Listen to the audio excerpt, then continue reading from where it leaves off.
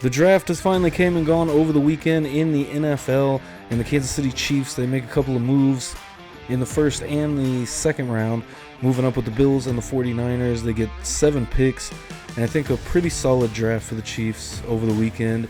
I'm here to talk about that, and then finally, well overdue, talk about the stadium plans a little bit and what's going on with that. Shout out to Randy as he put that up on Twitter, so I'm a few weeks behind, but you know, it's been real quiet on the channel over the last couple of weeks, so I figured I'd finally get back on here after just a lot going on the last few weeks. But the draft happened. Figured it was finally time to get back on, really talk about what's going on with the Chiefs and kind of how they're moving. But this weekend I feel like a pretty solid draft. I'll go over my kind of overall grade at some point in this episode. But again, welcome back to the Papa Show Knows podcast. And to jump right into it, the very first pick of the NFL draft for the Chiefs, they moved from 32 to 28. They traded with the Bills. They moved their 32nd overall, the 95th, and 221st to the Bills for the 28th, and receiving the 133 and 248 later on. And I got it on my phone seeing all of the picks. So Xavier Worthy was obviously the one that the Chiefs moved up for. I didn't love the pick, or not the pick, I guess I'll say, the moving up. I didn't love on the first night of the draft. I felt like if the Chiefs were going to move up, which I knew it was kind of unrealistic to move up for a left tackle, but I felt like the offensive line was the number one thing that needed to be addressed, which I don't know if every Chiefs fan would agree with me about that, just because of the receiving core. Obviously, the Rashee Rice situation, which I'll probably end up getting into a little bit in this episode, but I did really think that moving up for a receiver was, I don't want to say unnecessary, but they got their guy, so I'm not mad at it. I do think it's a good pick. Xavier Worthy's going to fit in this offense, I think, with the speed. He's what the Chiefs need. We'll see exactly how he, tracks the ball, as the receivers for the Chiefs have really had a problem with that the last couple of years, really since Tyreek Hill left. It doesn't seem like they have a guy that can really track the ball down and, catch a deep pass. So Mahomes really got his guy that he wanted for this team. And honestly, the moment he ran that 40, I knew that the Chiefs were going to try to make a move for him at some point. It just felt like in this draft, just the moment he ran that 40, I definitely thought and I think Mahomes tweeted something about it at the time that it happened. And, I just felt like that was probably their guy. And lo and behold, here is Xavier Worthy. He is a Kansas City Chief. Again, pick number 28. I did think it was a good pick for the Chiefs and for their offense. I just, again, moving up for a receiver, I didn't know if it was the right move. But with where the Chiefs have been with receivers, I mean, can you really blame them for moving up to get a receiver? With that, Kingsley, I'm going to butcher this probably. I did hear it said over the weekend, but Kingsley Sumataya. He is the left. He's also played right tackle, though, so you kind of get another swing tackle, kind of like Wanya Morris. They're probably going to end up battling it out for the left tackle spot. I think Wanya Morris is the Chiefs' guy. They get a little bit of reassurance, I think, with Kingsley here at the second pick, 63 overall. Tackle out of BYU, I think he's going to be solid. I've watched very limited film on him, and I haven't really watched any film on any other pick that the Chiefs have had, and haven't really dove into it. Honestly, the draft this season I didn't get to dive into like I did last year at all. But yeah, we'll see. We'll see. I'm definitely going to look into the picks that the Chiefs got and try to get more familiar with them. Just kind of see where the Chiefs may be trying to go with some of these guys. Pick 3 for the Chiefs came in round 4, 131. That was Jared Wiley, tight end out of TCU. So you're looking at maybe possibly trying to get somebody in to build upon. The Chiefs have obviously done a great job drafting tight ends over the years. I mean, Travis Kelce, Tony Gonzalez, not back-to-back necessarily, but, pretty much. I'm trying to think off the top of my head. Tony Moyaki is the only other one that comes to mind, kind of in the middle, and he had a nice little run for the Chiefs. Obviously not like Kelce or Tony Gonzalez. I mean, you got probably two of the top 3 tight ends of all time right there. Top 3 or 4. definitely a hot argument that I saw before the draft that I kind of thought maybe I'll speak on. Maybe at some point, as this offseason goes on, I'll speak on that and we'll kind of break that down. But we obviously had a episode on the Schrobank show, where myself, Randy, Ray, and EDJ all went. That was a fun episode. That was one of the earlier episodes too. I want to say maybe episode 7 of the Schrobank show. I don't know. I've mentioned a couple times on the podcast though. If you ever want to go check out some just good content, sports, music, everything, Schrobank show is a great place for that content. Just it was a fun time. So shout out to all my guys that we worked on the Schrobanks together, Ray, Randy, and EDJ as well. But Jared Wiley, I think is going to be very interesting. I'm excited to kind of look at what he did at TCU, just to kind of get a feel for, obviously it's going to be a replacement for Kelsey. You still got Noah Gray in the mix. Irv Smith was signed, so to have 4 guys there, I'm not 100% sure about Blake Bell, if Blake Bell's on this roster or not. Blake Bell's starting to get up there. But the departure of Jody Fortson going to Miami, obviously Jared Wiley probably will find a spot on this team. To circle back to Xavier Worthy real quick, though. Xavier Worthy, what he's going to bring to the special teams, that's something Veach mentioned. What he's going to bring to special teams on top of what he's going to bring to the offense. I mean, it's going to be fun to watch Xavier Worthy. And if I'm Kadarius Toney, I'm sweating a little bit at this point because to me, Kadarius Toney, I know a lot of Chiefs fans have their feelings about Kadarius Toney, but as an asset, as a special team guy, I do feel like he still brings value to the table for the Chiefs. Receiver wise, I don't know. I don't trust Kadarius Toney whatsoever at this point, lining up as a wide receiver. So, Jaden Hicks next pick at 133. A couple picks later, and that's the Washington State defensive back. Round 5, pick 159. Hunter Norzad, Penn State offensive lineman. Then they went defensive back again, pick 211. Kamal Hayden from Tennessee, and C.J. Hansen rounds it out. Pick 248 from Holy Cross, another offensive lineman. So you end up getting 3 offensive linemen. And this is interesting to me just because of how this is going to play out with Trey Smith, Creed Humphrey. You drafted a center, but how it's going to work out with Creed, Trey Smith, and obviously Joe Tooney, you're going to have to prepare for. So at least one of those guys you have to pay. If you can, I'd really like to see Creed Humphrey and Trey Smith both stick around, but I think the Chiefs are starting to maybe plan for a future without one of those guys, because you have to at least pay one of them. I don't think there's any way that both of them walk away from the Chiefs. I just don't see that happening. But all in all, I feel like the draft was pretty good. I kind of, when I was just thinking about it to myself earlier, I kind of felt like a C+ was the grade. I feel like they did what they needed to do, but they didn't do anything crazy, anything special. I mean, and obviously time will tell. We'll see, what comes out of these guys. And I think about a C+, maybe B-, C+. But we'll definitely see. I think it's going to be interesting to see how Xavier Worthy fits into the offense, and then the Rashee Rice situation. So that'll bleed right into that with Rashee Rice. That was one last little hiatus, haven't put anything out in about a month. And that happened right at that time. And I didn't want to talk about it at the time to get more details, kind of see what was going to happen from it. Adam Schefter reported a multiple game suspension, which that's very vague, obviously, extremely vague.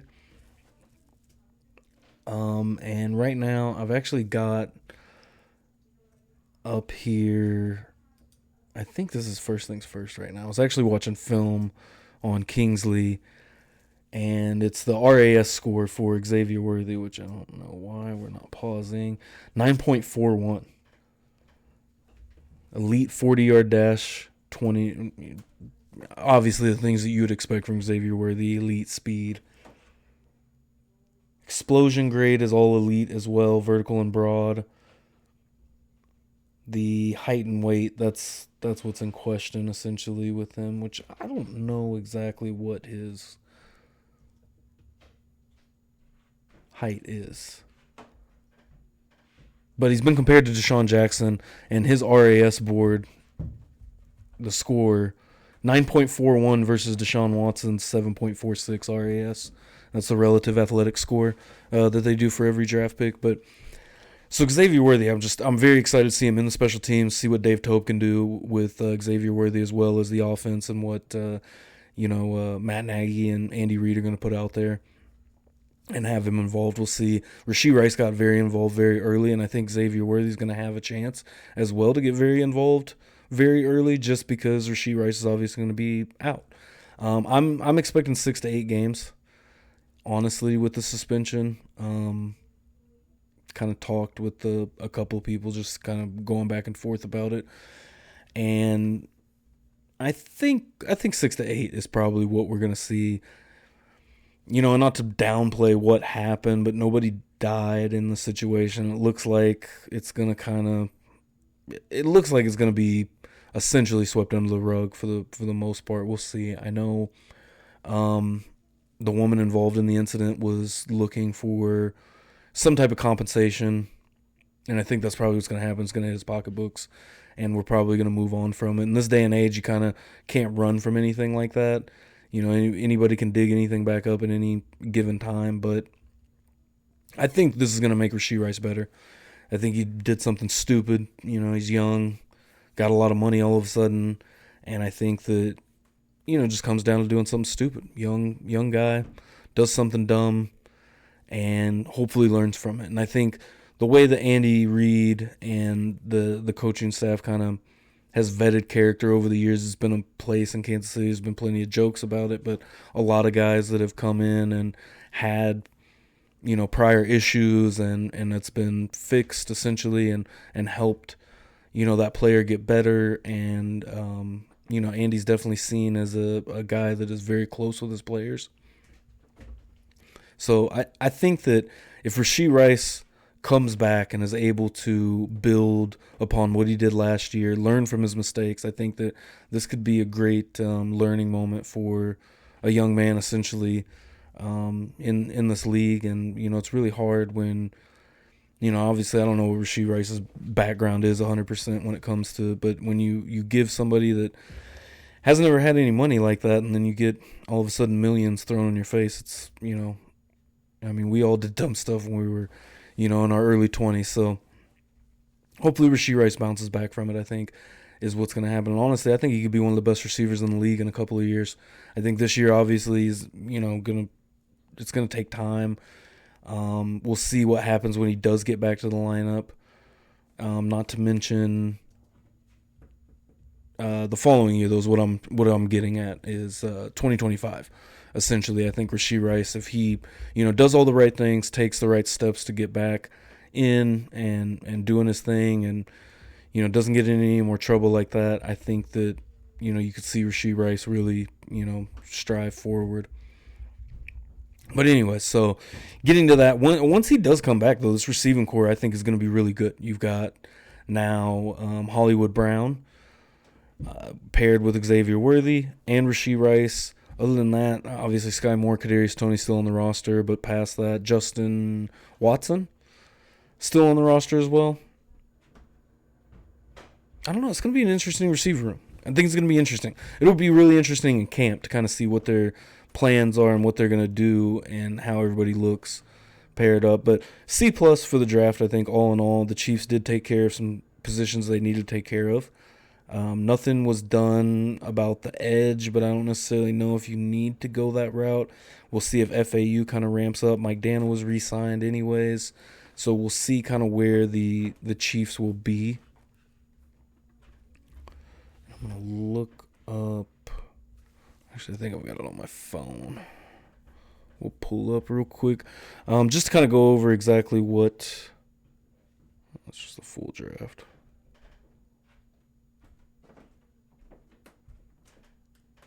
Mike Dana was re-signed, though. I do know.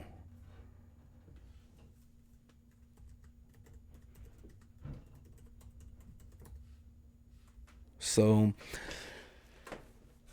Derek Nottie was re-signed. Yeah, okay. Turk Wharton re-signed as well. So, yeah, I think the Chiefs on the line will be fine, on the defensive line. I think they'll be fine. And hopefully we see FAU take a step up. Karlaftis was great last year. So I think the defensive line, I think the Chiefs are fine with what they've done already.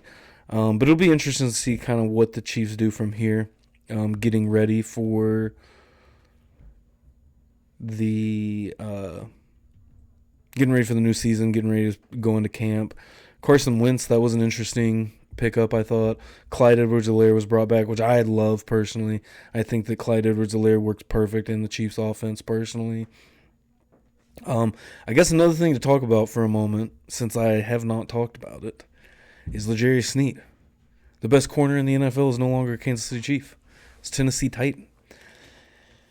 This one was interesting to me, just to see the back and forth. Obviously, I mean, the third-round pick kind of sucked. Didn't think the compensation was as much as it should have been, but at the same time, I mean, that's what the league was willing to give up. And at the end of the day, I mean, you're only worth what someone's willing to pay, right? Of the third-round pick for Sneed. So he goes to Tennessee, gets a huge contract. I don't know the numbers off the top of my head, but huge deal, which he absolutely deserved. And it's exciting to see Sneed get paid. And, you know, the Chiefs weren't able to, you know, give him the money that he needed. But I think that, you know, with everything that's in place with this defense, I think we kind of knew that this was probably going to happen. And, you know, it was like a Band-Aid getting ripped off. It was not fun to see that graphic pop up with L'Jarius Sneed as a Tennessee Titan. But, you know, we'll get to see what Sneed does from here on out and see if the trade was worth it, or what side it was worth it, or if Sneed was a system cornerback like I saw all over, you know, leading up towards the trade and stuff. So we'll see what happens with Sneed. I'm excited to see him in Tennessee and what he can do with a new team and what this defense is going to look like. You know, they added some you know, young talent in the draft back to that secondary, so we'll see what they can end up doing with that. So to get to the last thing that I'm going to talk about in this episode, and again, one more time, shout out Randy. He was the first one that I seen kind of, he said something on Twitter about me talking about it. And this, I don't know. I know a lot of people were upset both ways. And I do think that at the end of the day, I mean, everything was slapped together. It was all last second, slapped together. Bad plan from the Royals, I think. And the Chiefs stuff, I mean, I think they've kind of been planning this for a while. A lot of people thought that it looked sloppy and stuff, but the things that they were going to add, I felt like did add to convenience, essentially.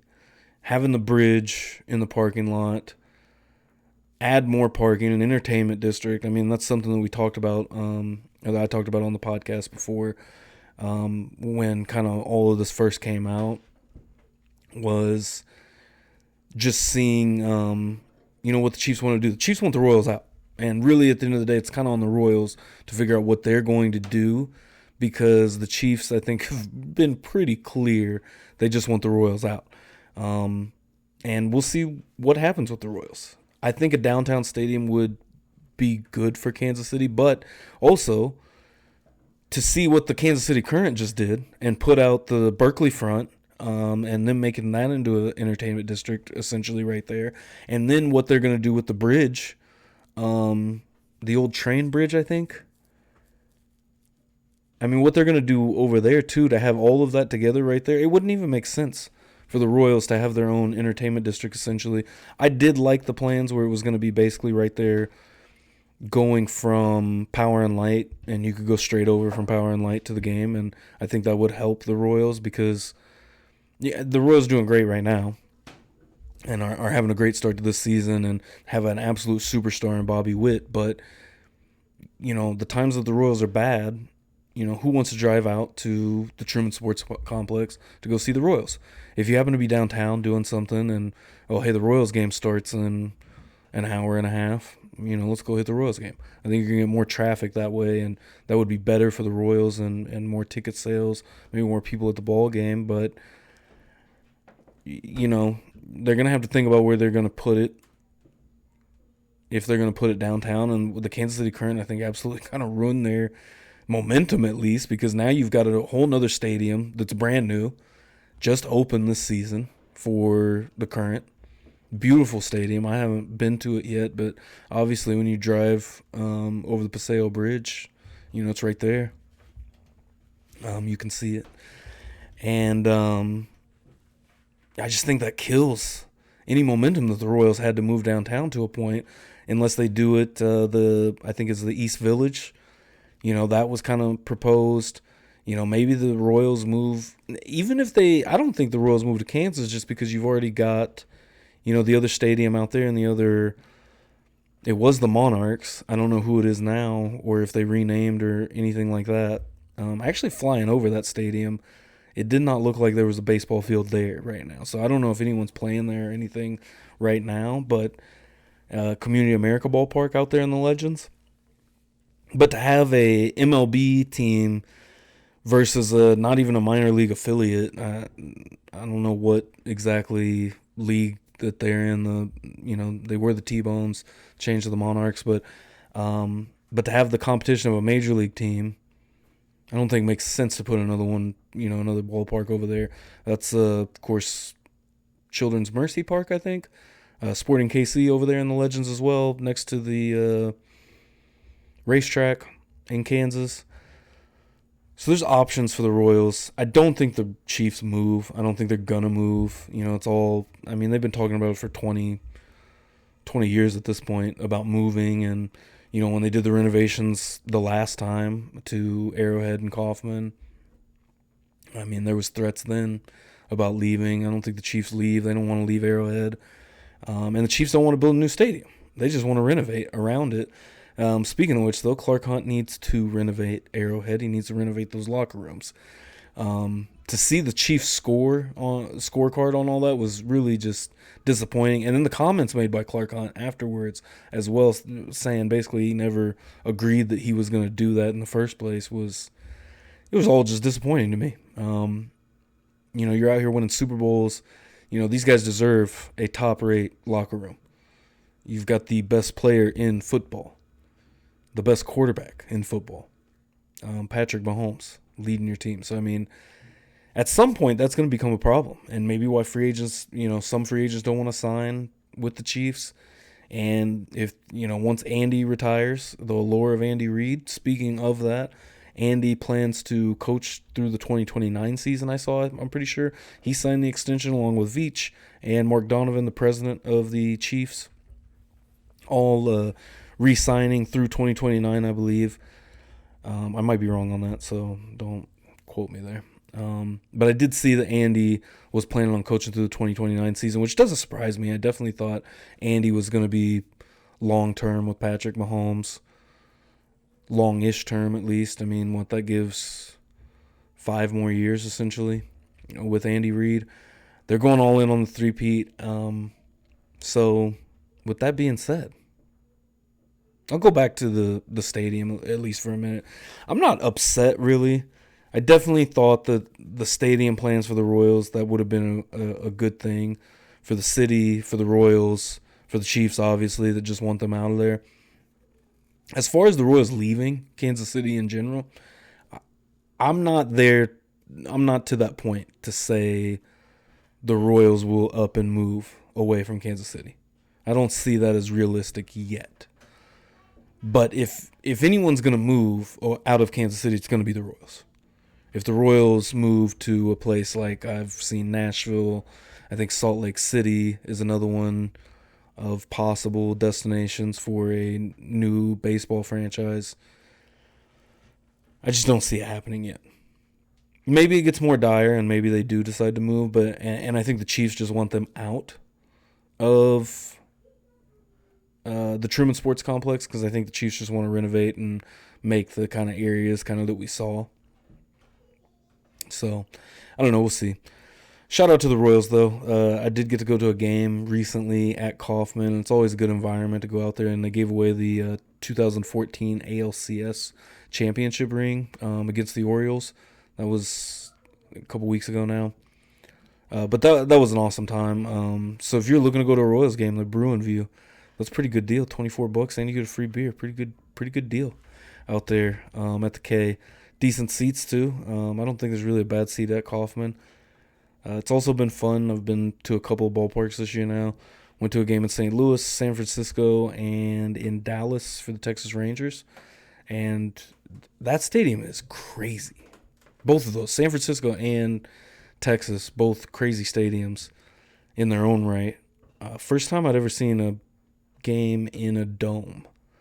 That was interesting to watch a baseball game in a dome. But yeah, I'm not upset, but I think the Royals are going to figure out a different plan, and at some point probably, I mean, it's a continuation of the tax that was already implemented, so I don't see it being a huge deal. We'll see if they get something passed at some point and where the Royals maybe try to move their plans, but it's all dependent on the Royals. I don't think the Chiefs want to move. I don't think the Chiefs will move. And that, I would say with about 99% confidence, the Chiefs will not be leaving Kansas City. And I think it's funny, all the banter online, just to see. I've seen a lot of people that, the Chiefs don't even want to be in Kansas City anymore, just kind of like a dig. And it's just like, the context, like being from Kansas City and being here and seeing the way that this has all transpired over the last 20 years-ish or so, I just don't believe the Chiefs will move. Obviously, crazier things have happened, but, the Chiefs are really, the lifeblood of the city. When you look at Kansas City's a football town. And, when the Royals are good, it's great, but and the city really gets behind any team, I think, but the Chiefs, the city's always behind the Chiefs. So that being said, appreciate if you tuned in, locked into this episode. You can get this episode anywhere, Spotify, Apple Podcast, as well as right here on YouTube. If you're watching on YouTube, if you're listening, you can watch on YouTube, all that good stuff. Smash that subscribe button, the like button, helps out the channel big time. And really, it's just good to be back. So we will see you next time on the pod, talk more, probably break down the draft maybe a little bit more, and hopefully get into baseball as well. So we'll see you next time. Till then, go Chiefs.